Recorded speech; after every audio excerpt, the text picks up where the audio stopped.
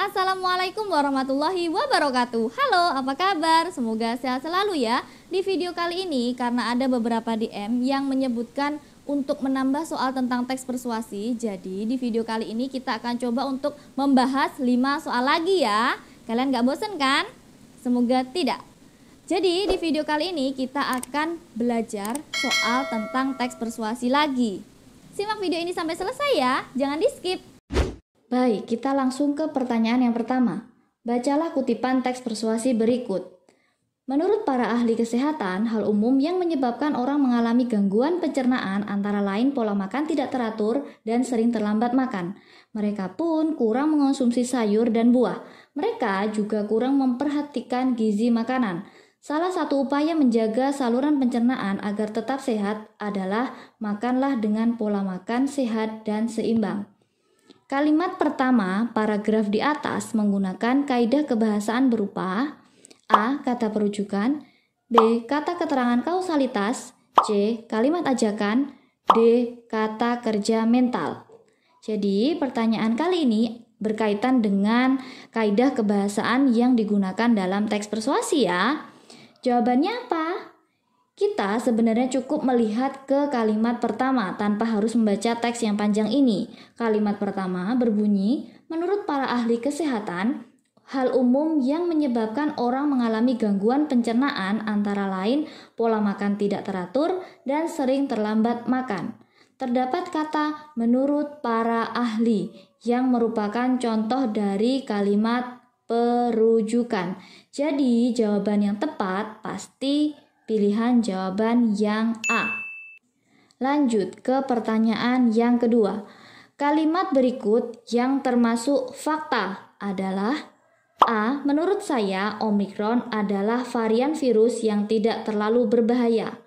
B. Sebaiknya PTM dihentikan karena adanya lonjakan kasus COVID-19. C. Omikron dianggap tidak berbahaya karena gejalanya ringan.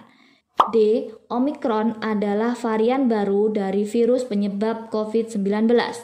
Coba kita telaah satu persatu. Pilihan jawaban A menurut saya merupakan sebuah opini.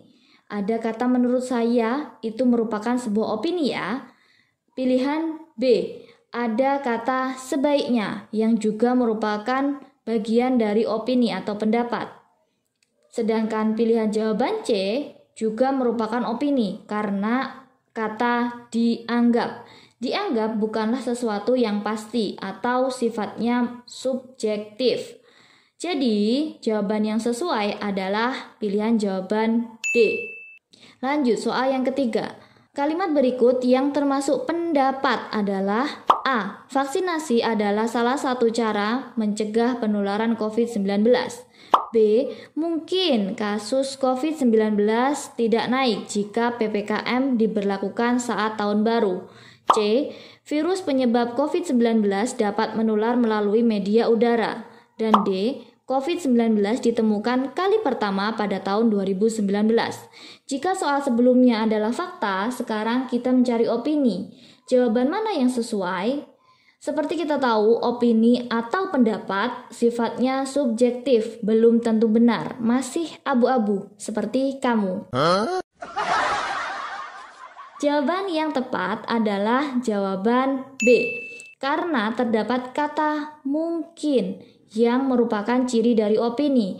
Mungkin hujan, mungkin tidak. Mungkin suka, mungkin juga tidak. Jadi masih samar-samar. Begitu ya. Kita lanjut ke soal yang keempat. Perhatikan teks di bawah ini. Ayo hidup sehat. 1. Dewasa ini banyak sekali penyakit baru bermunculan. 2. Hal ini disebabkan berkurangnya sistem imun di dalam tubuh kita. 3. Jika sistem imun di dalam tubuh melemah, maka tubuh gampang sekali terkena penyakit. 4. Selain itu, makanan-makanan yang kita konsumsi tidak lagi mengandung vitamin dan mineral yang baik. 5. Bahkan saat ini telah banyak penjual makanan yang tidak sehat.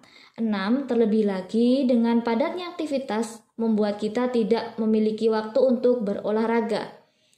Kalimat yang menunjukkan sebab akibat terdapat pada kalimat nomor A1, B2, C3, dan D4. Sebab akibat biasanya ditandai dengan konjungsi jika dan maka. Jika dia menyukaiku, maka dia akan memilih bersamaku. Jika dia menyukaiku adalah sebab, dia akan memilih bersamaku adalah akibatnya. Jadi, kira-kira mana pilihan jawaban yang paling tepat? Iya, jawaban yang C, kalimat ketiga. Jika sistem imun di dalam tubuh melemah, maka tubuh gampang sekali terkena penyakit. Lanjut, soal yang terakhir. Kalimat berikut yang menggunakan istilah di bidang ekonomi adalah A. Reklamasi tidak berdampak bagi ekosistem pantai. B. Presiden tidak mau memberikan gerasi kepada pelaku pengedar narkoba. C. Usul itu mendapat penolakan dari partai oposisi. D. Investasi emas adalah salah satu cara menjaga nilai uang dari inflasi. Masih ingat istilah kata dalam teks persuasi? Istilah kata merupakan salah satu ciri kebahasaan teks persuasi. Kita mengenalnya dengan kata teknis, yaitu kata atau istilah yang biasa digunakan dalam bidang tertentu. Nah, pada pertanyaan kali ini kita mencari istilah dalam bidang ekonomi. Pilihan jawaban mana yang tepat? Pilihan A, reklamasi, berarti pengurukan tanah. Jadi tidak ada hubungannya dengan bidang ekonomi ya. Kemudian B, ada istilah gerasi yang berarti ampunan. Juga tidak ada hubungannya dalam bidang ekonomi. Pilihan C, ada istilah oposisi, berarti penentang.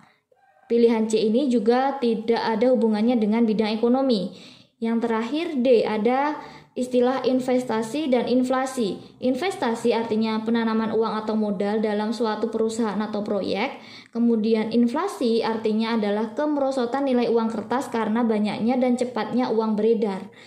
Jadi sudah jelas pilihan jawaban yang tepat adalah pilihan D, karena yang ada hubungannya dengan bidang ekonomi adalah investasi emas adalah salah satu cara menjaga nilai uang dari inflasi. Kita berikan satu soal tambahan yang berkaitan dengan istilah teknis bidang tertentu. Irigasi, hidroponik, insektisida, dan kompos adalah kata teknis di bidang A. Pertanian, B. Transportasi, C. Ekonomi, dan D. Kependudukan.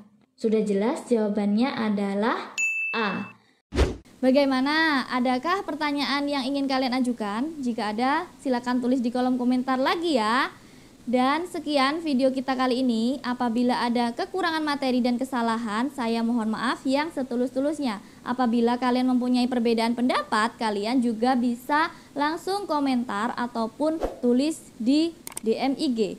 Terima kasih. Akhir kata, wassalamualaikum warahmatullahi wabarakatuh. Dadah.